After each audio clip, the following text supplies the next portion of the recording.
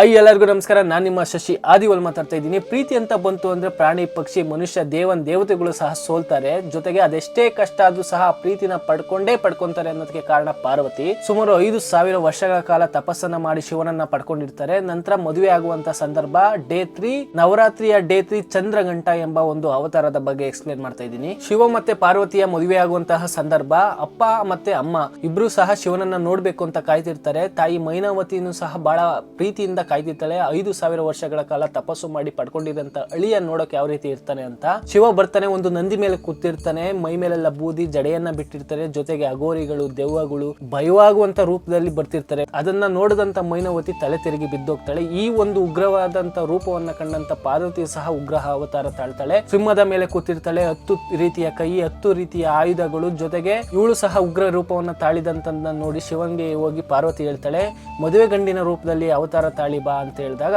ಬಹಳ ಅಂದವಾಗಿ ಬಹಳ ಅದ್ಭುತವಾಗಿ ಶಿವ ರೆಡಿಯಾಗಿ ಬರ್ತಾನೆ. ನೋಡೋಕೆ ಅವನ್ನ ಚಂದ್ರಶೇಖರ ಸುಂದರೇಶ್ವರ ಅಂತ ಸಹ ಅವನಿಗೆ ಹೆಸರು ಬರುತ್ತೆ. ಶಿವ ಮತ್ತೆ ಪಾರ್ವತಿ ಮದುವೆ ಆದ ನಂತರ ಕೈಲಾಸಕ್ಕೆ ತೆರಳುತ್ತಾರೆ. ತರಕಾಸುರ ಎಂಬ ರಾಕ್ಷಸನ್ ಗೊತ್ತಿರುತ್ತೆ, ಅವನ ಶಿವನ ಮಗನಿಂದ ಮಾತ್ರ ನಾನು ಮರಣ ಬರುತ್ತೆ ಅಂತ ಜಟಕಾಸುರ ಎಂಬ ರಾಕ್ಷಸನ್ನ ಬಿಟ್ಟು ದಾಳಿ ಮಾಡಿಸ್ತಾನೆ. ಜಟಕಾಸುರ ಅಂದ್ರೆ ಒಬ್ಬ ಬಾವುಲಿ ರಾಶಿ ಬಾವುಲಿ ಜೊತೆ ಬಂದು ಆ ಕೈಲಾಸವನ್ನ ಮುಚ್ತಾನೆ.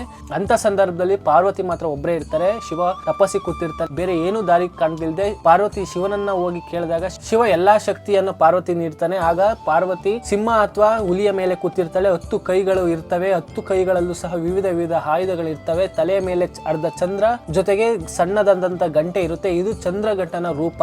ನಂತರ ಜಟಕಾಸುರ ಮತ್ತೆ ಪಾರ್ವತಿ ಯುದ್ಧ ಮಾಡುವಂತ ಸಂದರ್ಭದಲ್ಲಿ ಹಿಮಾಲಯದ ತೋಳಗಳು ಸಹ ಸಪೋರ್ಟಿಗೆ ಬರ್ತವೆ. ಒಂದೇ ಒಂದು ತೋಳ ಜಟಕಾಸುರನನ್ನ ಕಚ್ಚುತ್ತೆ. ಅಂತ ಸಂದರ್ಭದಲ್ಲಿ ಪಾರ್ವತಿ ಗಂಟೆಯಿಂದ ತಲೆಗೆ ಹೊಡಿತಾಳೆ. ಜಟಕಾಸುರನ ಅಂತ್ಯ ಆಗುತ್ತೆ. ಈ ಯುದ್ಧದಲ್ಲಿ ಪಾರ್ವತಿ ತಾಳಿದ ಅವತಾರಕ್ಕೆ ನವರಾತ್ರಿಯ 3ನೇ ದಿನ ಚಂದ್ರಘಂಟ ಅವತಾರ ಅಂತ ಕರೀತಾರೆ. ಡೇ 4 ಅಲ್ಲಿ ಬೇರೆ ಅವತಾರದೊಂದಿಗೆ ಬರ್ತೀನಿ. ನನಗೆ ಗೊತ್ತಿರೋಂತ ಚಿಕ್ಕ ವಿಷಯ ನಿಮ್ಮ ಹತ್ರ ಹಂಚ್ಕೊಂಡಿದ್ದೀನಿ.